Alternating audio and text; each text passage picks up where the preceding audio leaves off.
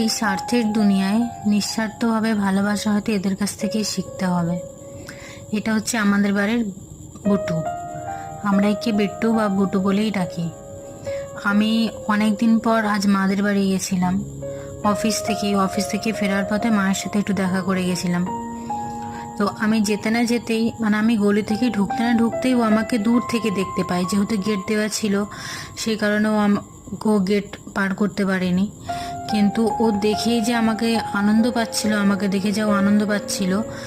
আর ওর যে কথা ওর চেল্লানো আর ওর আওয়াজ শুনেই বোঝা যাচ্ছিল যে সে আমার সাথে অন্য কথাই বলতে চায়। সত্যি এদের ভালোবাসার তুলনা কারোর সাথেই করা যায় না। আর এদের মতন ভালোবাসা হয়তো কেউই দিতে পারবে না, এই নিঃস্বার্থভাবে ভালোবাসা। আর ও আমাকে অনেকদিন পরেই দেখেছিল, দেখে ওর যে রিয়াকশান আপনারা সবাই